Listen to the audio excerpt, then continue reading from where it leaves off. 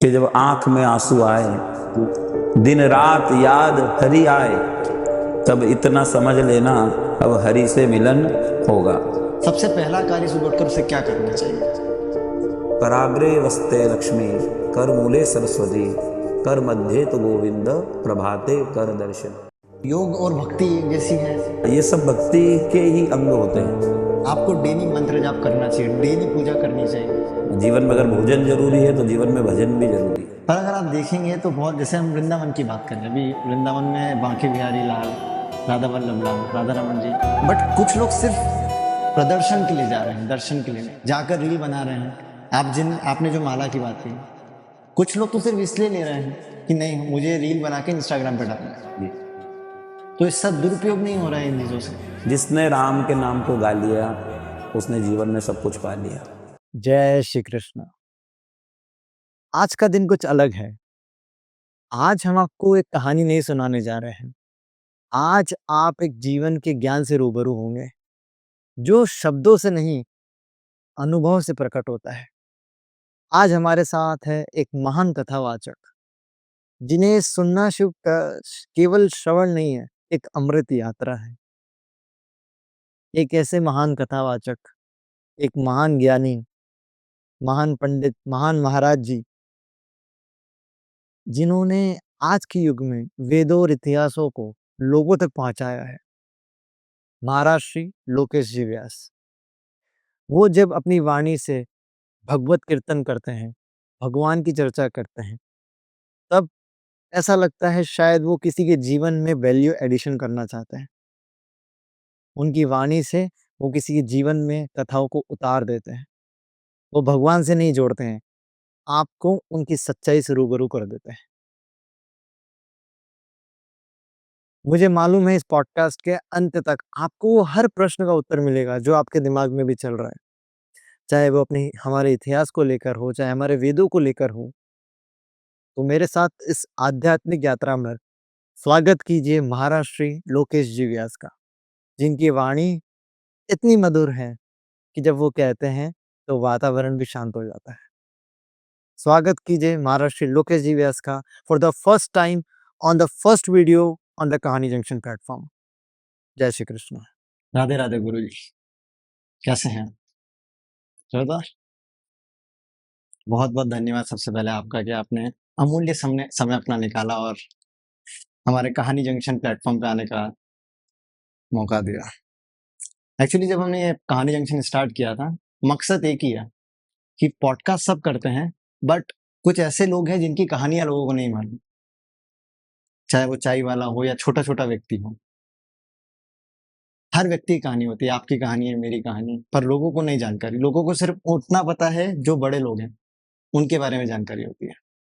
तो इस प्लेटफॉर्म के माध्यम से सिर्फ यही मकसद है कि लोगों को वो भी कहानियां पता चले, उनसे भी लेसन मिले, उनसे भी लर्निंग्स मिले जो छोटे व्यक्ति होते हैं। मैं शुरुआत तो चाहता हूँ, ये पहला पॉडकास्ट है, तो एक कोई ऐसा मंत्र जिससे कि सब शुभ शुभ होने लग जाए आगे जीवन में, ऐसा कुछ आप कहिए। फिर मैं जानना चाहता हूँ कि आपके जीवन की शुरुआत कैसे हुई, जो मेरा मुख्य मकसद है इस कहानी के माध्यम से। तो आप पहले प्लीज मंत्र बताइए, कोई ऐसा जो कि सबके लिए कारगर साबित हो और इस पॉडकास्ट की भी अच्छी शुरुआत हो सके। श्री गणेशाय नमः। ध्येयं सदा परिभवग्नमभीष्टदोहम्, तीर्थास्पदं शिवविरञ्चिनुतं शरण्यं, भृत्यार्दिहं प्रणतपालभवाब्धिपोतं, वन्दे महापुरुषते चरणारविन्दम्।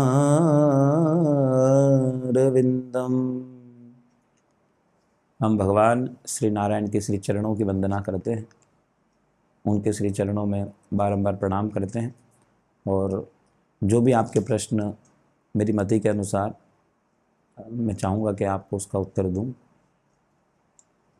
मेरे जीवन की शुरुआत जन्म होने के बाद विद्या अध्ययन तो किया ही सही, धीरे धीरे जैसे आयु बढ़ती गई तो मुझे सुंदरकांड और रामायण पढ़ने का बड़ा शौक था।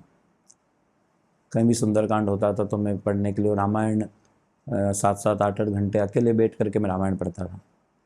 कभी अखंड रामायण आपने सुनी होगी, अखंड रामायण होती 24 घंटे की, उसमें काफ़ी समय देता। धीरे धीरे समय बदला और उज्जैन विद्या अध्ययन के लिए गया मैं, और माँ भगवती की सेवा करने का जीवन में परम सौभाग्य माँ की कृपा से प्राप्त हुआ।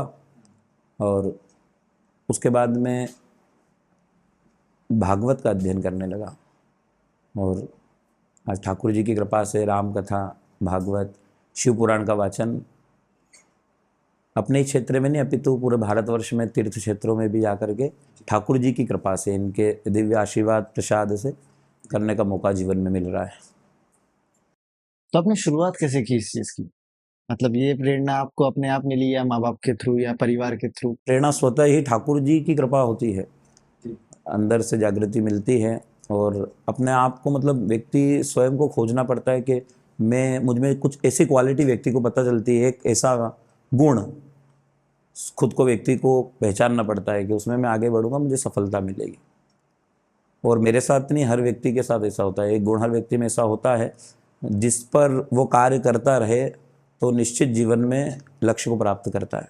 तो आप गुरुकुल गए थे या फिर कोई ऐसी स्कूल होता है या जहाँ पर ये चीज़ें सीखी जा सकती है? जी, गुरुकुल होते हैं, विद्यालय हैं, संस्कृत विद्यालय हैं। उज्जैन में मैंने अध्ययन किया, किंतु भागवत अध्ययन तो स्वतः ही ठाकुर जी की कृपा से। अच्छा, उसके लिए आपने कहीं पढ़ाई नहीं करी। गुरुजी, हर व्यक्ति का एक प्रश्न होता है। जब भी कोई उन्हें बोलता है कि आप भगवान के मार्ग में जाइए, तो सबसे पहला प्रश्न उनके दिमाग में आता है कि मैं सुबह उठकर क्या करूँ? सबसे पहला कार्य सुबह उठकर उसे क्या करना चाहिए?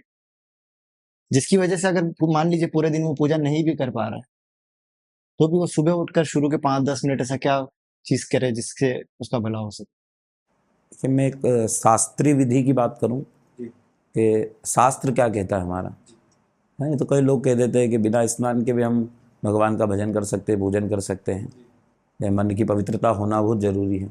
लेकिन एक शास्त्र ने विधि बताई है कि उसके अनुसार जैसे ही जागृत अवस्था को प्राप्त करते हैं, जैसे हम जागे, नींद खुली हमारी, तो सर्वप्रथम दोनों हाथों को खोल करके, दोनों हाथों को खोल करके, कराग्रे वस्ते लक्ष्मी, कर मूले सरस्वती, कर मध्य तो गोविंद, प्रभाते कर दर्शनम।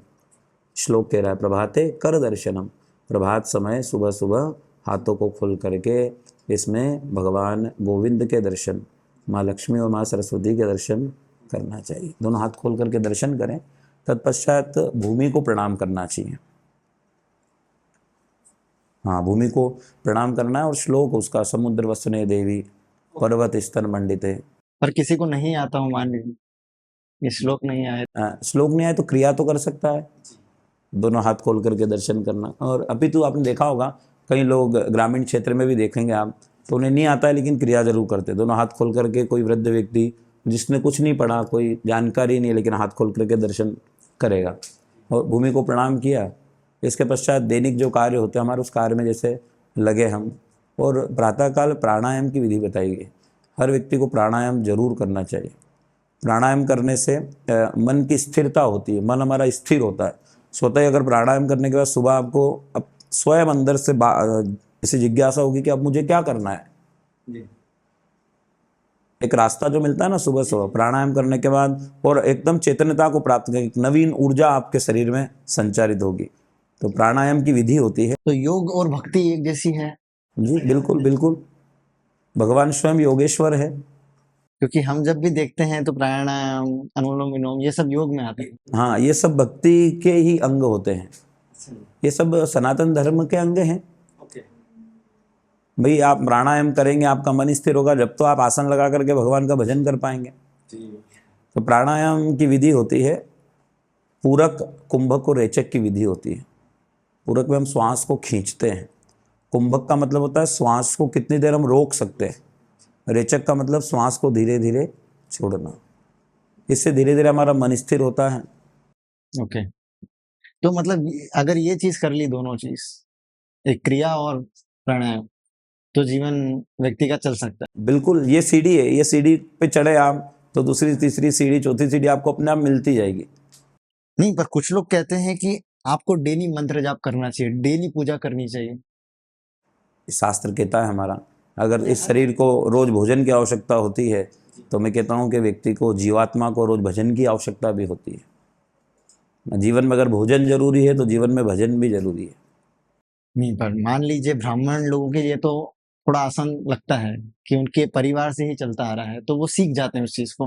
बट ऐसे बहुत सारी जातियां हैं, बहुत सारे लोग हैं जिनको इसका कोई भी जानकारी नहीं कि मुझे क्या पूजा करनी है या मुझे कौन सा मंत्र पढ़ना है। आज जो आप देखेंगे हमारे भारतवर्ष में कितने बड़े बड़े कथाकार हैं, सब जगह कथाएं हो रही है, तो कहीं तो जागृति आई लोगों में।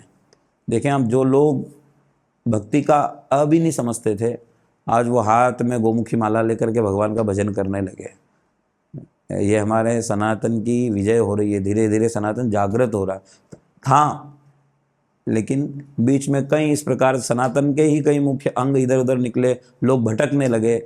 लेकिन अब धीरे धीरे समाज में देखा जा रहा है, समय ऐसा आ रहा है कि सनातन को जागृति प्राप्त हो रही है, लोग भक्ति में आगे बढ़ने लगे, लोग समझने लगे, पहचानने लगे कि हमें क्या करना चाहिए, लोगों को मार्ग मिलने लगा, रास्ता मिलने लगा। ये कथाएं होती है ना, उससे लोगों को रास्ता मिलता है कि वास्तव में उनको क्या करना चाहिए। और हर पिछड़े से पिछड़ा व्यक्ति भी कथा में देखना आप, हर बड़े से बड़ा धनवान व्यक्ति धनाढ़ भी जाता है और छोटा व्यक्ति भी कथा सुनने जाता है, लेकिन सुनने के बाद जो उतार लेता है, वो आज देखा गया समाज में लोग उतार रहे हैं और करने का प्रयास कर रहे हैं।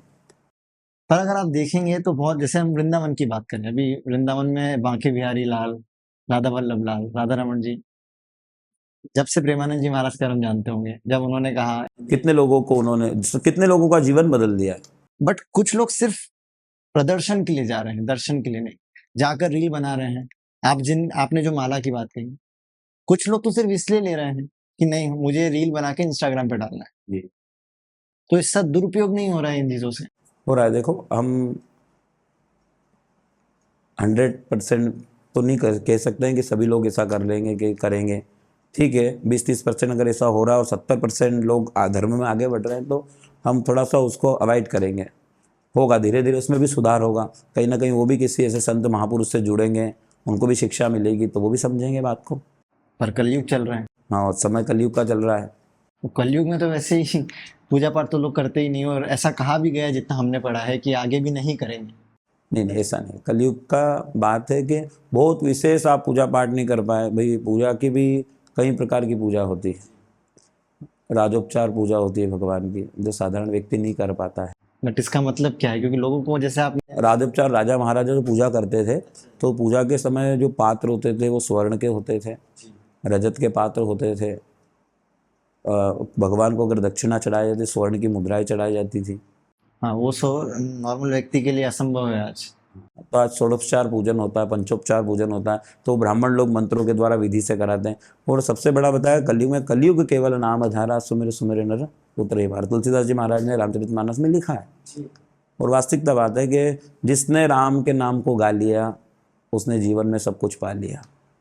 राम और कृष्ण के नाम से बड़ा महामंत्र संसार में कोई दूसरा नहीं है। मैं तो इस चैनल के माध्यम से एक छोटा सा दृष्टांत आपको बताना चाहूँगा कि भगवान श्री रामचंद्र जी जब वनवास से लौटे और माँ जानकी के साथ में, लक्ष्मण जी के साथ में लौट करके आए, तो भगवान के मन में भाव आया कि मुझे भी कोई उत्साह होता है घर में, कोई मंगल कार्य होता है, तो हम भी सोचते हैं कि कई संतों को, ब्राह्मणों को हमारे यहाँ भोजन के लिए आमंत्रित करें, हम निमंत्रण दें। तो राम जी ने भी ये जिज्ञासा प्रकट की कि आसपास जितने भी संत महात्मा ब्राह्मण हैं सबको भोजन के लिए बुलाया जाए। सारे लोग भोजन के लिए आ गए। उस श्रेणी में नारद जी और दुर्वासा ऋषि भी आए, संतों की श्रेणी में वो भी विराजमान थे, भोजन के लिए बैठे थे। और संयोग ऐसा बना कि नारद जी और दुर्वासा जी पास पास में बैठे थे। अब बहुत बड़ा काम होता है ना, तो काम को बांटा जाता है, आप ये कर लेंगे, आप ये कर लेंगे, कार्य भी हो जाता है और बांटना जरूरी भी होता है। तो राम जी ने शत्रुघ्न जी से कहा कि भाई तुमको सभी को तिलक करके दक्षिणा देना है, और उसने का काम जो कर रहे हैं जी, भोजन की थाली को उठाने का काम करो, उठाएंगे, लेकिन आपको तिलक लगाना है और दक्षिणा देना है। शत्रुघ्न जी चले, तिलक लगा रहे हैं सबको। इतने में नारद जी और दुर्वासा जी बैठे थे, तो नारद जी ने दुर्वासा जी से कहा कि तिलक लगाने के लिए शत्रुघ्न जी आ रहे हैं, तो अगली पंक्ति में है, भी हमारे पास आएंगे, समय लगेगा, हम भगवान का भजन करते हैं। तो संतों का स्वभाव होता है, वो अपने समय को बिल्कुल व्यर्थ नहीं जाने देते। समय मिला भगवान के नाम को, दोनों ने गाना प्रारंभ कर दिया। अब दुर्वासा ऋषि के नेत्र बंद हो गए भगवान का नाम भजते भजते। अब जैसे शत्रुघ्न जी आए तो नारद जी को तिलक लगाया, दक्षिणा दी, और जैसे दुर्वासा जी को तिलक करने के लिए जा रहे थे तो नारद जी ने कहा कि अभी ये भजन कर रहे हैं, इनके नेत्र बंद हैं, आप चले जाओ, बाद में करना। इशारे में कह दिया। शत्रुघ्न जी चले गए वहाँ से। दुर्वासा जी ने नेत्र खोले और नारद जी से पूछा, नारद जी क्या शत्रुघ्न जी अभी तक दक्षिणा देने नहीं आए? तो नारद जी कहते हैं कि आ गए हैं, देखो मेरे मस्तक पे तिलक भी लगा, हाथ में दक्षिणा भी है। बोले मुझे नहीं दी। बोले मुझे पता नहीं, क्या पता आपका अपमान कर दिया उन्होंने आज। दुर्वासा जी का स्वभाव सबको शास्त्र में वर्णन आया है, और जो कथा सुनते हैं सबको पता है दुर्वासा जी का स्वभाव। दुर्वासा जी क्रोधी स्वभाव के, क्रोध आ गया दुर्वासा जी को, और नारद जी ने थोड़ा सा वो उसमें घी डाल दिया। बोले काम करो, आप राम जी के पास जाओ, आज आपका अपमान हुआ, करोड़ संतों का अपमान होगा। आप जाकर के प्रभु से कहिए कि आपके राज्य में पहली बार संतों का भोजन अभी हुआ, आप वनवास से लौटे हो और हमारा अपमान हो गया। जैसे ही गए चल करके दुर्वासा जी, तो नारद जी ने सारी बात समझा दी थी उनको कि पहले अपमान करने वाले का नाम नहीं बताना है, पहले उनसे सजा सुनना है कि उसे दंड क्या देंगे वो।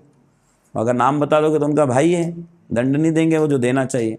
दुर्वासा जी गए राम जी के पास, तो राम जी आपके राज्य में मेरा अपमान हुआ है। बोले किसने किया, क्या दंड दूं उसको? बोले किसने किया ये छोड़ो, पहले दंड क्या दोगे ये बताओ आप। बोले महाराज जी आप बताइए क्या दंड देना चाहिए? बोले मैं चाहता हूं जिसने मेरा अपमान किया उसको मृत्यु दंड दे दो आप। राम जी ने कहा निश्चित दे दूंगा मैं। बोले ऐसे नहीं, मुझे विश्वास नहीं है। बोले क्या कर सकता हूँ? बोले आप हनुमान जी की सौगंध खाइए। कि मैं हनुमान की सौगंध खाता हूँ। राम जी कहने लगे कि जिस किसी ने आपका अपमान किया है उसे मैं मृत्युदंड दूंगा। अब तो आप नाम बता दीजिए किसने किया। दुर्वासा जी ने कहा ये काम आपके भाई शत्रुघ्न ने किया। वो राम जी धर्म संकट में पड़ गए, लेकिन मर्यादा पुरुषोत्तम थे, उन्होंने कहा किसी ने भी किया, मैंने हनुमान की सौगंध खाई है, मैं उसे दंड दूंगा। इतने में नारद जी गए शत्रुघ्न के पास कि राम जी तुम्हें मारने के लिए ढूंढ रहे हैं, तुम्हें मृत्यु दंड देंगे। बोले मेरे भैया मुझे क्यों? बोले बात बाद में पूछना। बोले क्या करूं? बोले अपने प्राण बचाओ। बोले कैसे बचाऊं? बोले हनुमान जी के पास चले जाओ। शीघ्रता से शत्रुघ्न जी हनुमान जी के पास गए। हनुमान जी गुफा में बैठे थे और हनुमान जी से कहा कि मेरे प्राण संकट में हैं। बोले कौन कौन मेरे होते आपको मार सकता है? शत्रुघ्न जी ने कहा नाम नहीं बताऊंगा, पहले आप राम जी की सौगंध खाओगे मुझे बचा लोगे। हनुमान जी ने कहा मैं राम की सौगंध खा करके कहता हूँ कि मुझ हनुमान के होते हुए कोई भी शत्रुघ्न का बाल भी बांका नहीं कर सकता है। अब राम जी धनुष बाण लेकर के आ गए, शत्रुघ्न को ढूंढ रहे थे, गुफा में थे, आवाज़ लगाई तो शत्रुघ्न तो नहीं, हनुमान जी गदा लेकर के बाहर आ गए। राम जी कहने लगे हनुमान शत्रुघ्न को बाहर भेजो, उन्होंने संत का अपमान किया है, मुझसे मृत्युदंड दूंगा। हनुमान जी कहने लगे प्रभु शत्रुघ्न के पास जाने से पहले आपको मुझसे युद्ध करना पड़ेगा। हनुमान तुम मुझसे युद्ध करोगे? बोले हाँ प्रभु, मैंने आपकी सौगंध खाई है कि मेरे होते हुए शत्रुघ्न को कोई मार नहीं सकता है। राम जी कहते हनुमान मैंने तुम्हारी सौगंध खाई है कि आज शत्रुघ्न को मुझसे कोई बचा नहीं सकता। युद्ध भगवान ने धनुष से बाण निकाला, तरकस से बाण निकाला, धनुष पर चढ़ाया और बाण चलाने लगे। हनुमान जी महाराज गदा को ले जा करके भगवान के उस रथ में रखते हैं और दोनों हाथ उठा करके करताल हाथ में लेकर के भगवान श्री राम का गान करने लगते हैं। क्या गाया उन्होंने? राम के नाम को गाना प्रारंभ कर दिया। अब बाण जाता है, हनुमान जी महाराज की परिक्रमा करता है, वापस तरकस में आ जाता है। कोई बाण जाता है तो हनुमान जी के श्री चरणों में प्रणाम करता है, वापस आकर के तरकस में। अब राम जी को क्रोध आया, राम जी ने ब्रह्मास्त्र निकाल लिया और जैसे ब्रह्मास्त्र का संधान करने लगे तो नारद जी पास में आकर के खड़े हुए, प्रभु मुझे क्षमा करना। बोले नारद जी तुम क्यों क्षमा मांग रहे हो? गलती तो शत्रुघ्न ने की है। बोले नहीं प्रभु, सब किया हुआ मेरा ही है। बोले ऐसा क्यों किया आपने? बोले भगवान मैं जगत को बताना चाहता था कि राम से बड़ा राम का नाम, अंत में निकला यह परिणाम, राम से बड़ा राम का नाम। तो राम नाम की बड़ी बड़ी महत्वता है, कृष्ण नाम की बड़ी महत्वता। इससे बड़ा कोई महामंत्र नहीं है। जिसने इसके नाम को गा लिया, कहा ना मैंने पहले भी कि उसने जीवन में सब कुछ पा लिया। तो क्या ये ही सबसे पावरफुल मंत्र है? नहीं, बट ये तो नाम हुआ। नाम जपना ही सबसे बड़ी विशेषता है। ठीक है, कोई मंत्र ओम नमो भगवते वासुदेवाय जप रहा है, कोई हरे राम राम राम हरे हरे, हरे कृष्ण कृष्ण कृष्ण हरे हरे, लेकिन राम और कृष्ण के नाम का जप करना बहुत जरूरी है। आई होप आपको अभी तक ये वीडियो पसंद आ रहा होगा। मैं आप सभी से हाथ जोड़कर दखल-अंदाज़ी के लिए माफ़ी चाहता हूँ। पर एक बहुत ज़रूरी बात करनी है। अगर आपके पास भी आपकी कहानी है, जो लोगों को इंस्पायर कर सकती है, तो आप हम तक हमारी ईमेल आईडी के थ्रू उस कहानी को शेयर कर सकते हैं, ताकि हम उसको एक स्वरूप देकर लोगों को इंस्पायर कर सकें, लोगों को उस कहानी से वैल्यू एडिशन कर सकें।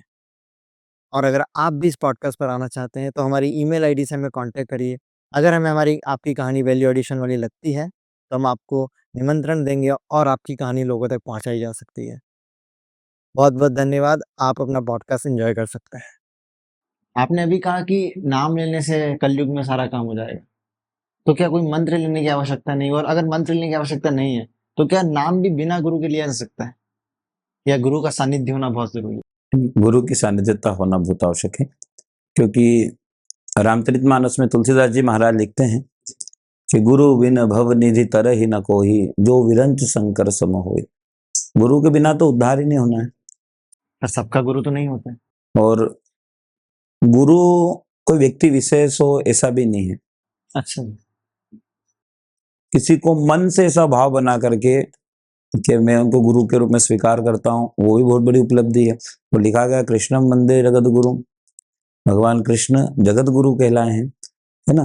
तो यहाँ शास्त्र कहता है ऐसा कि गुरु का मतलब होता है कि अपने शिष्य को भगवान से जाकर के मिला दे, या ऐसा मंत्र, ऐसा जप, ऐसी साधना, ऐसी पूजा, ऐसा पाठ, ऐसी भक्ति उसके जीवन में ला दे जिससे उसके जीवन में परिवर्तन आ जाए, उसे भगवान का साक्षात्कार होने लगे। हनुमान जी महाराज विभीषण को लेकर के गए थे। हनुमान जी महाराज मिले थे विभीषण से अशोक वाटिका में, जब ढूंढने के लिए गए थे माँ जानकी को हनुमान जी महाराज, तो उन्होंने देखा कि रामायुध अंकित ग्रह शोभा बरनी न जाए, नव तुलसी का वृंद तहाँ देखिए हर्ष कबीरा, चले गए।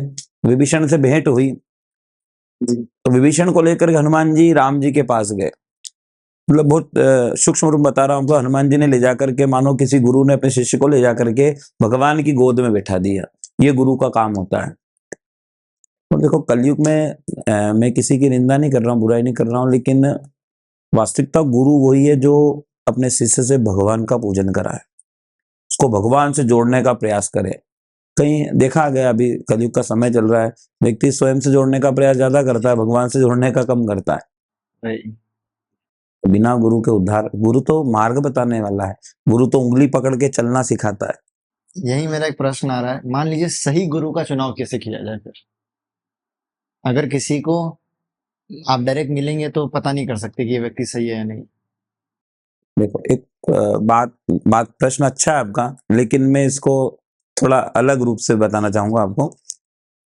जब तक आप में शिष्य का भाव नहीं आएगा, आपको गुरु नहीं मिल सकता। आप में शिष्य का भाव आना बहुत जरूरी है। आज जब आप में शिष्य का भाव नहीं है, तो आप गुरु की तुलना कैसे कर सकते हो? ये मेरा गुरु बन सकता है, वो नहीं बन सकता है। तो आप इतने विद्वान, आप इतने ज्ञानी स्वयं को समझते हैं, तो फिर तो आपको कोई गुरु मिल ही नहीं सकता है जीवन में। खुद में शिष्य का भाव जिस दिन आ जाएगा, कहते हैं कि पका हुआ फल होता है ना जो, उस पे स्वयं तोता आकर के चोंच मारता है, मारता है ना, पके हुए फल पे तोता चोंच मारता है। बोले ऐसे ही जब शिष्य का भाव जागृत हो जाता है व्यक्ति के जीवन में, तो गुरु आकर के स्वयं उसे मिल जाता है, उसे ढूंढना नहीं पड़ता है। भागवत में वर्णन आया है, ध्रुव जी महाराज घर से चल दिए थे, माँ ने कहा कि भगवान सब जगह रहते, तो ढूंढ कर नारायण की गोद में बैठना जाकर के। तो सर्वप्रथम नारद जी आकर के मिल गए। नारद जी को ढूंढने नहीं निकला था, ध्रुव भगवान को ढूंढने निकला था, और नारद जी आकर के मिल गए। नारद जी ने उंगली पकड़ी, मंत्र कान में दिया, और कथा सबको ज्ञात है कि 5 वर्ष के ध्रुव जी महाराज ने भगवान को प्राप्त कर लिया, भगवान का साक्षात्कार हो गया उन्हें। लेकिन कलयुग के समय में भक्ति करते हुए, गुरु कृपा से, गुरु की सानिध्यता में, उनके बताए मार्ग पे चलते हुए व्यक्ति जब आगे बढ़ेगा, तो उससे ऐसा नहीं कि चतुर्भुज रूप में भगवान आकर के, और कभी हो भी जाए, लेकिन कलयुग का समय है, लेकिन व्यक्ति को ऐसा महसूस होने लगता है, आभास होने लगता है कि परमात्मा मेरे साथ में, मेरे ठाकुर जी मेरा सब काम कर रहे हैं। और कब, एक और बात बताता हूँ आपको, एक भजन लिखा, एक साधक ने लिखा है कि जब आंख में आंसू आए, दिन रात याद हरि आए, तब इतना समझ लेना अब हरि से मिलन होगा। जब हर समय परमात्मा सब जगह दिखाई देने लगे, और कई भी कथा सुनते, कई लोगों को देखना आप कथा सुनते सुनते झरझर आंखों से आंसू बहने लगे, लोग कहते पागल है। क्या कहते लोग? पागल नहीं है, उसने वास्तव में भगवान की कृपा को महसूस कर लिया है। जीवन में भगवान की कृपा को महसूस करना बहुत जरूरी है। भगवान की कृपा तो हर समय बरस रही है, लेकिन हमको उसको महसूस करना। और मैं तो कहूंगा कि भगवान ने जो दिया है हमको, व्यक्ति को, उसमें सबसे पहले संतुष्टि रखना बहुत जरूरी है। कई लोगों को देखा होगा आपने कि लंबी लिस्ट होती है भगवान से मांगने की, उनके पास 2 प्रकार के संकल्प हो सकता है। मैं मेरे इस क्रम से बाहर जा रहा हूँ, आपके प्रश्न से बाहर जा रहा हूँ, लेकिन बैठा हूँ बताने के लिए, तो कुछ बात अंदर से निकल करके आ रही है, तो बताना चाहूंगा कि 2 प्रकार के संकल्प होते हैं, एक निष्काम और एक सकाम। निष्काम संकल्प में भगवान से कोई मांग नहीं होती है हमारी जी। और सकाम में बहुत बड़ी सूची बना करके भगवान के सामने हम प्रस्तुत करते हैं। मैं कहना चाहूंगा चैनल के माध्यम से कि हम मांगेंगे तो भगवान से कितना मांग लेंगे, बिल्कुल। एक सीमा तक मांग सकते हैं, और अगर वो ठाकुर जी अपनी इच्छा से देना प्रारंभ करेंगे तो ये ठाकुर जी की कृपा। लोगों में पेशेंस नहीं है, लोग रुकना नहीं चाहते, ये आप भी देखते होंगे। कुछ लोगों का जीवन निकल जाता है, फिर भी सिर्फ वही सोचते रहते हैं, भगवान ने मुझे कुछ नहीं दिया, भगवान ने मुझे कुछ नहीं दिया। नहीं, समझना पड़ता है उसको। व्यक्ति को प्रारब्ध से, अपने कर्म से और ठाकुर जी की कृपा से ही प्राप्त होता है। रात दिन मेहनत करने वाला व्यक्ति ही बहुत आगे ऊंचे शिखर पे पहुंच जाएगा, बहुत जरूरी नहीं है। कई लोगों को देखना कम परिश्रम करते हैं और आगे बढ़ जाते हैं, लक्ष्य को प्राप्त कर लेते हैं। तो ठाकुर जी की कृपा से जुड़ना, उनकी कृपा का होना जीवन में बहुत जरूरी। कृपा महसूस की जा सकती है, क्यों नहीं? मैंने कई वीडियो में पहले बताया है, तो आप चैनल के माध्यम से बताना चाहूंगा कि स्वामी विवेकानंद जी के पास एक व्यक्ति गया था। बोले स्वामी जी, आप कहते हो भगवान है भगवान है भगवान है, तो भगवान है कहाँ आखिर? मुझे तो कहीं दिखाई नहीं देते हैं वो। तो स्वामी जी कहने लगे कि भगवान दिखाई नहीं देते, उनकी कृपा को महसूस करना पड़ता है। तो बोले कि कैसे महसूस करेंगे? तो उसने जिद कर ली उस व्यक्ति ने विवेकानंद जी से। विवेकानंद जी को क्रोध आया। क्रोध से मतलब ये है कि वो उसे बताना चाहते थे, तो विवेकानंद जी ने एक तमाचा उसके गाल पे जड़ दिया। विवेकानंद जी कह रहे थे भगवान सब जगह है, उनकी कृपा को महसूस करना पड़ता है। उसको तमाचा जड़ा। उसने बोला महाराज जी, आपने मुझे चांटा मार दिया। तो विवेकानंद जी ने पूछा कहाँ मारा? मुझे दिखाई नहीं दे रहा है। बोले महाराज जी, यहाँ मारा है, यहाँ दर्द हो रहा है मुझे। विवेकानंद जी ने बोला तू इस दर्द को महसूस कर सकता है, तो मैं ठाकुर जी की कृपा को भी इस तरह महसूस कर सकता हूँ। दिखाई नहीं दे रहा है पर महसूस की। हाँ, दिखाई नहीं देता है लेकिन काम सब करता है। पर आज बहुत समस्या है धर्म के साथ हमारा। अगर आप सब सोशल मीडिया चला रहे हैं, आप देखेंगे कितना धर्म बिगड़ चुका है। सब दुरुपयोग ले रहे हैं उस चीज का। चाहे मैं बोलना नहीं चाहूंगा, बट कुछ वीडियोस ऐसी आ जाती है जो खिलाफ बोल देते हैं, गुरु लोगों के खिलाफ भी बोल देते हैं। कुछ अच्छे लोग भी, कुछ बुरे लोग भी हैं। पर आज की दुनिया में आपके मुताबिक धर्म क्या बन के रह गया? ऐसा है कि आज से नहीं, अनादिकाल से चला आ रहा है। कोई करने वाला है तो उसे रोकने वाला भी जरूर है। 2 का जो काम होता है ना, विपक्ष जिसे कहते हैं, वो हर जगह होता है। और विपक्ष होता है तो ही सामने वाला व्यक्ति सही से काम करता है। 2 का जो क्रम है आज से नहीं चला आ रहा। आप इस शरीर में देख लो, 2 शब्द से ही जुड़ा हुआ है। सब जगह सारे अंगों के नाम बोल लीजिए आप। इसको बोलते हैं बाल, इसको बोलते हैं भाल, इसको बोलते हैं आंख, इसको बोलते हैं नाक, जीभ, गला, हाथ, पैर ना। तो 2 का जो क्रम है ना, ये हर जगह और हमेशा रहेगा। लेकिन हमको क्या अर्जित करना है, हमको क्या ग्रहण करना है, ये गुरु कृपा से संभव हो पाएगा। जगत में तो सब चीज बट रही है, सब कुछ हो रहा है, लेकिन हमें क्या करना है? तो सबसे पहले सुधार की बात है तो व्यक्ति को स्वयं को अपने में सुधार लाना बहुत जरूरी है। धीरे धीरे वो सुधरेगा, उसका परिवार सुधरेगा, जहाँ रहता है आस पड़ोस सुधरेगा, परिवार सुधरेगा, समाज सुधरेगा, धीरे धीरे पूरा गांव सुधरेगा, फिर धीरे धीरे आगे बढ़ेगा। हम एकदम विशाल लक्ष्य की ओर दृष्टि डालेंगे ना, तो हो सकता है कि हम भी उससे वंचित रह जाए। व्यक्ति को धीरे धीरे शुरुआत करना चाहिए। और मैं देख रहा हूँ आज के समय में कथावाचकों बड़े बड़े जो कथावाचक है, बड़े बड़े जो गुरुजन हैं, उनके प्रवचन के द्वारा उनकी जो जीवन में भक्ति है, भगवान की जो कृपा उन पर है, और जिस प्रकार से वो लोगों को प्रोत्साहित कर रहे हैं, उनके जीवन में उत्साहवर्धन कर रहे हैं, भक्ति मार्ग पे लेकर के जा रहे हैं, तो ये बहुत बड़ी उपलब्धि और अच्छा देखने को मिल रहा है। मान लीजिए कोई मेरे जैसा व्यक्ति है या 20 से 40 वर्ष की उम्र का व्यक्ति है, वो व्यक्ति नौकरी करता है, घर परिवार संभालता है, और उसकी अगर आप लाइफ देखेंगे तो सुबह 7 बजे उठ के वो भागता है जीवन में, और रात के 10 बजे घर आके शांति से खाना खा के सोता भी नहीं है और सुबह भागना पड़ जाता है।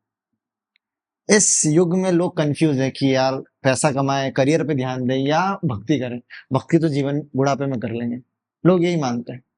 और आप अगर भागवत कथा में देखेंगे, जो पूरा, अब तो ठीक है यूथ समझ रहा है, बट फिर भी बहुत सारी भागवत कथाओं में आप बुजुर्गों की संख्या बहुत ज्यादा देखते हैं।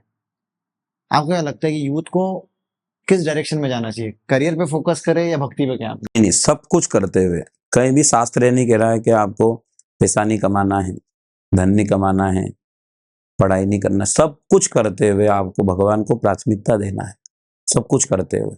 कैसे गुरुजी? मतलब क्योंकि समय तो 24 घंटे ही है। नहीं, जिसने बचपन में प्रारंभ कर लिया वो 55 में भी करेगा, और जिसने वास्तव में बचपन में भी कुछ नहीं किया तो 55 में भी कुछ करने वाला नहीं। जैसे आपने प्रश्न किया कि लोग वृद्ध सोचते हैं कि बूढ़े होकर के करेंगे, वृद्धावस्था में करेंगे, जिसने इस समय नहीं किया उस समय क्या कर लेगा, और क्या गारंटी कि उस समय आएगा जीवन में। जी, बट फिर भी समय नहीं है ना। आप समझिए, जैसे कोई 7 बजे उठ रहा है तो उसका पहला काम होता है कि अपनी नित्य पूजा, मतलब नित्य कर्म करके फटाफट ऑफिस में जाए। इसी के लिए मैं, आपने जो अभी कहा था कि गुरु की सानिध्यता क्यों आवश्यक है, जब गुरु जीवन में आएंगे ना तो जीवन में सुधार होगा। समय बहुत ऐसा नहीं कि दिन भर ही आपको इन सब चीजों के लिए देना है, कुछ समय और मन से एकाग्रचित होकर के, क्योंकि भगवान को हृदय से पुकारा जाता है, मन से पुकारा जाता है। कहीं बहुत ज्यादा दिखावा करने से भगवान मिल जाएंगे ऐसा नहीं है, बिल्कुल मन से। कहीं भी आप बैठे हैं, कहीं जा रहे हैं, कहीं भी उनको पुकारेंगे भाव से, तो ठाकुर जी कृपा करेंगे, और कभी भी कहीं भी हम भगवान के नाम का जप करें, में कोई परेशानी नहीं है। भगवान का नाम तो निश्चित ही फल देने वाला है। भाव कुभाव अलग आल, स्वभाव में गप गाओ, कुभाव में गाओ, आलस्य में गाओ, वो उसका अपना प्रभाव निश्चित दिखाएगा। मुझे 5 लाइन में ऐसा कुछ बताओ कि कोई भी ये चीज कर सकता है और वो आध्यात्मिक तरह बढ़ जाएगा। ओनली 5 लाइन में कि ये पूरे दिन में कर लो 5 चीजें, आपका जीवन सफल है। मैंने आपको बताया इसी प्रारंभ जो आपने किया आज के वीडियो में, चर्चा प्रारंभ हुई जो 5 टॉपिक पे जानना चाहता हूँ कि चलो सुबह उठ के ये पहली चीज, आपने 2 चीज बताई। प्रातः काल में उठ करके दोनों हाथों खोल करके भगवान के दर्शन करना, पहला चीज हो गया। व्यक्ति को प्राणायाम करना, दूसरा हो गया है ना, सूर्य नमस्कार करना, सूर्य को प्रणाम करना है, जल देना, अर्घ देना, है ना, जितना समय उसको हो सकता है ना।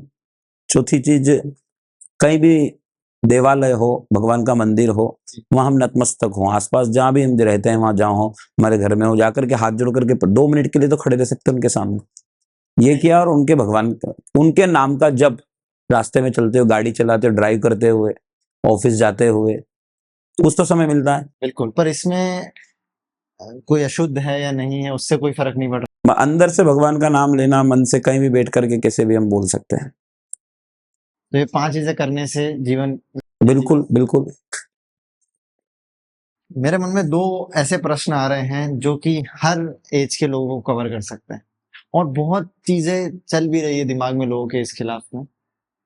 पहला प्रश्न ये आ रहा है मेरे दिमाग में कि लोग रामायण पढ़े, महाभारत पढ़े या गीता पढ़े, भागवत जी पढ़े, क्या पढ़ना चाहिए? सब नहीं पढ़ा जा सकता गुरुजी, ये भी सब पॉसिबल नहीं है जितना देखा जाए। और दूसरा प्रश्न जो पुरुषों के लिए बहुत ज्यादा है, पुरुष लोग हनुमान जी की भक्ति बहुत करना चाहते हैं, और मैं देखता भी हूँ कि मंगलवार शनिवार वो जाते भी हैं, पर क्या सिर्फ मंगलवार शनिवार करने से उनका भला हो जाएगा या नहीं होगा, या किस टाइप से हनुमान जी की पूजा करनी चाहिए? ये बहुत अच्छा प्रश्न है आपका। मैं शुरुआत में यहीं से करना चाहूंगा हनुमान जी की बात से। जी, मंगलवार और शनिवार को ही केवल, आप जो कह रहे हो सत्य बात है, लोग शनिवार और मंगलवार को लड्डू चढ़ाते हैं, हनुमान जी को ले जाए, बाकी दिन क्या, बाकी दिन हनुमान जी लड्डू ग्रहण नहीं करते या भूखे बैठे रहते, या आप चढ़ा दोगे तो वो लेंगे नहीं। लोगों का भाव ऐसा है मंगलवार शनिवार को ही जाकर के चढ़ाना है। तो नित्य हमारे भारतवर्ष की भूमि है ये, यहाँ तो हर दिन, हर पल, हर घड़ी, हर क्षण, हर तिथि, हर वार सब भगवान का है। किसी भी समय मन में सच्चा भाव होना चाहिए बस। तो भगवान कहते हैं भाव का भूखा हूं और भाव ही एक सार है, और जो भाव से भजता है सो भव से बेड़ा पार। नित्य जैसा हमसे हो सकता है। 4 चीज बताई गई इसे शास्त्र में, पत्रम, पुष्पम, फलम, तोयम। भागवत गीता में वर्णन आया है, भगवत गीता में। पत्रम का मतलब होता है पत्र, पत्ता।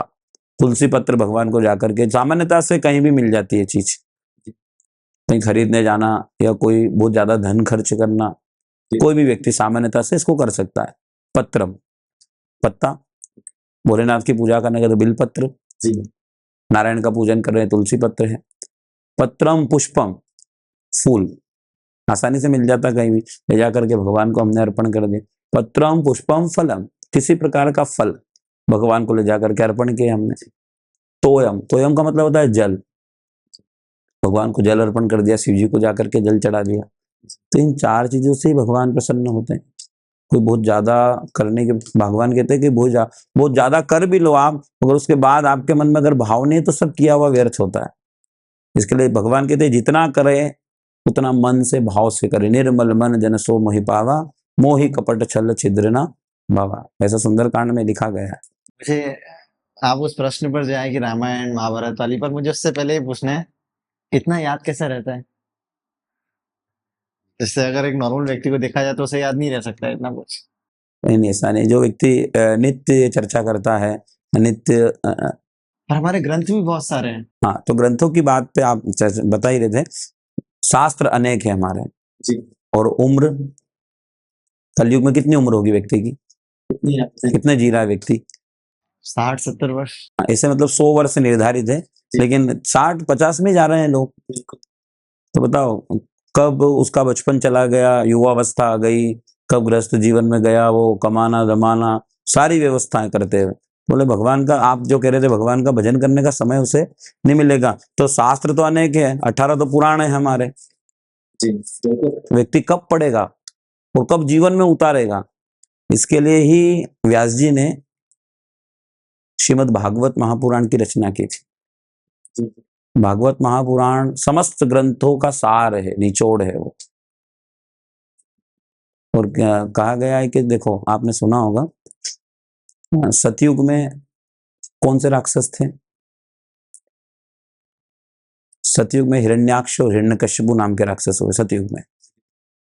उनका उद्धार किसने किया?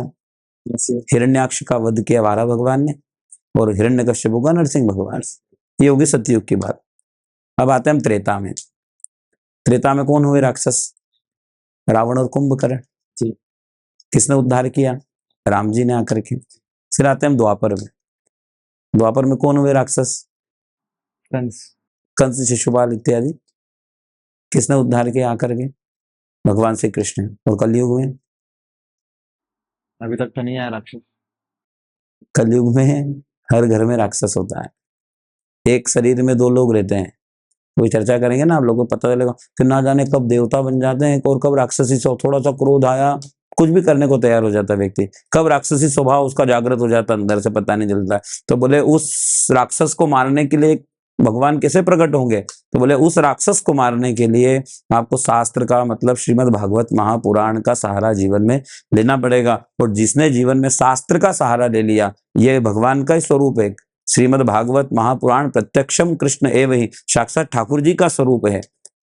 द्वापर में कृष्ण आए हाथ में मुरली लेकर के, राम जी आए धनुष बाण लेकर के, है ना, उनका उद्धार के लिए। कलयुग में ये भागवत महापुराण का सहारा लेने से व्यक्ति का राक्षसी स्वभाव जो होता है उसका पतन हो जाता है, उसमें सत्वगुण जागृत होता है, व्यक्ति सत्य राह पर चलने लगता है, जीवन में सत्य और सत्य की पहचान उसे हो जाती है। तो उस राक्षस को मारने के लिए हमको भागवत का सहारा लेना बहुत आवश्यक है। और भागवत निचोड़ है समस्त शास्त्रों का, पुराणों का। इसके लिए मैं कहना चाहूंगा कि अधिक से अधिक जो व्यक्ति कथा को सुनता है, भागवत महापुराण की कथा को पढ़ता है, सुनता है, वो अपने जीवन में निश्चित परिवर्तन ला सकता है।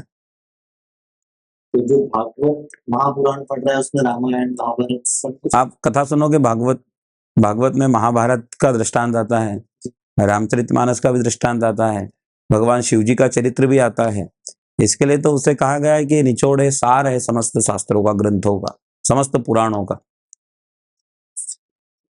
इसी से जुड़ा हुआ एक प्रश्न पूछना चाहूंगा कि अगर हम रामायण की बात करें तो पूरे ही जीवन काल में राम जी ने कोई ऐसा गलत काम नहीं किया जिसके लिए उन्हें दोष दिया जाए, पर जब वो वनवास से वापस आ गए और फिर उन्होंने राम जी किसी धोबी के कहने पर सीता माता को वनवास भेज दिया। अब कुछ लोग कहते हैं ये रामायण का पार्ट नहीं है, वाल्मीकि रामायण का पार्ट नहीं। कुछ लोग कहते हैं टीवी आई, ब्रिटिश रूल आए, इस वजह से जोड़ा गया। क्या सही में ये चीज हुई, और आपके मुताबिक सही हुआ या गलत हुआ? देखिए, मैं इसके लिए आपसे क्षमा प्रार्थी हूँ। इस विषय पे मैं बोल नहीं पाऊंगा, जी है ना। ये सीता जी कोई साधारण स्त्री नहीं थी। माँ लक्ष्मी ही स्वयं सीता के रूप में प्रकट हुई थी, और भगवान श्री राम मर्यादा पुरुषोत्तम थे। इस प्रकार की छोटी बात हम भगवान के लिए करें, कोई करे, और हम उस पर चर्चा करें, तो मैं इसके लिए क्षमा चाहूंगा। और कोई विषय होता आप। मैं आपकी बात का बहुत सम्मान करता हूँ। इसका मतलब शायद आप इस चीज से ये भी उद्देश्य देना चाहते हो, और हम भी ये रिक्वेस्ट जरूर करेंगे, किसी को भी इस चीज पे चर्चा नहीं ये है, कुछ चीजों को, व्यक्ति को, पर लोग वायरल होने के लिए इसी चीज पर बात कर रहे हैं कि नहीं ये गलत कर। गलत है। चलिए हम उस पे नहीं जाते हैं, बट एक और चीज है, जैसे अगर हम महाभारत की बात करें तो महाभारत में दो चीजें हुई। कृष्ण ने अर्जुन को गीता का ज्ञान दिया, पर वो है श्लोक वाइज। जो भी उनकी वार्तालाप हुई होगी वो संस्कृत में हुई होगी। अब उसका हिंदी उदाहरण उन्होंने लोगों ने कर दिया है, पर फिर भी लोग इसे समझ नहीं पा रहे हैं कि कहना क्या चाह रहे हैं। बात आपस में हो रही है उनकी, जितने भी श्लोक उन्होंने बोले वो युद्ध भूमि में हुआ। हमारे जीवन में हम कैसे उसको उतार सकते हैं? बताना चाहूंगा मैं आपको, कुरुक्षेत्र की भूमि पे जी जब महाभारत का युद्ध प्रारंभ होने वाला था, तो भगवान श्री कृष्ण सारथी बने थे अर्जुन के, रथ लेकर के। जब अर्जुन ने सामने देखा कि सारे परिवार के लोग ही सामने खड़े हैं, मन में भय उत्पन्न हो गया, मैं इन्हें कैसे मार सकता हूँ। उस समय भगवान ने 45 मिनट में गीता का ज्ञान अर्जुन को दिया था। बहुत ज्यादा समय नहीं लगा था, भगवान केवल और केवल 45 मिनट में गीता का ज्ञान अर्जुन को श्री कृष्ण ने वहां पे प्रदान किया। उसका हर एक श्लोक ज्ञान से भरा हुआ है, और समस्त 18 अध्याय उसमें। पूरे 18 अध्याय की बात नहीं करता हूँ, और एक अध्याय की बात नहीं करता हूँ, एक दो श्लोक पर भी व्यक्ति चर्चा करे, उसको जीवन में उतारने का प्रयास कर ले, गीता की बात कर रहा हूँ, तो व्यक्ति सत्य मार्ग पे चल सकता है, अपने जीवन में परिवर्तन ला सकता है। गीता भी भागवत महापुराण का हिस्सा है। गीता भागवत महापुराण व्यास जी महाराज ने लिखी है, उसमें 18,000 श्लोक हैं। पर आपने कहा कि सब कुछ उसी के अंदर समाहित हो चुका है। लेकिन गीता 45 मिनट का जो ज्ञान स्वयं भगवान श्री कृष्ण ने अर्जुन को रणभूमि में प्रदान किया। 18 पुराण की जो चर्चा होती है, 18 पुराण का जो सार है वो भागवत महापुराण में है। 18 पुराणों का सार है, और गीता में भगवान ने सिर्फ अर्जुन को ज्ञान दिया। अर्जुन को ज्ञान दिया। पूरी गीता ज्ञान से भरी हुई है। इसमें भागवत महापुराण में शिव चरित्र है, रामचरित्र है, कृष्ण भगवान की समस्त लीलाओं का वर्णन है। लेकिन केवल और केवल ज्ञान की जो बात आती है वो गीता में आपको 18 अध्याय में देखने को मिल जाएगी। Thank you so much for watching this podcast. I hope इस पॉडकास्ट के बाद आपके सारे प्रश्नों के उत्तर आपको मिल गए होंगे। महाराज जी ने जो भी सारी बातें की, हर कहानी जो उन्हें सुनाई, हर मंत्र जो उन्होंने बताया, हर लाइफ का वैलिडेशन जो इस पॉडकास्ट के माध्यम से वो बता सकते थे, उन्होंने हमारे साथ शेयर किया। अब हमारा समय है इसे जीवन में उतारने का। तो आइए कल से और अभी से आई गेस हम नया जीवन शुरू करते हैं। और आई होप आपको ये पॉडकास्ट बहुत ही अच्छा लगा होगा, और आप कई लोगों तक इस पॉडकास्ट को पहुंचाएंगे। और अगर आप महाराज जी से कांटेक्ट करना चाहते हैं तो उनका डिटेल्स हमने डिस्क्रिप्शन में डाल रखा है। तब तक के लिए शुभ रात्रि।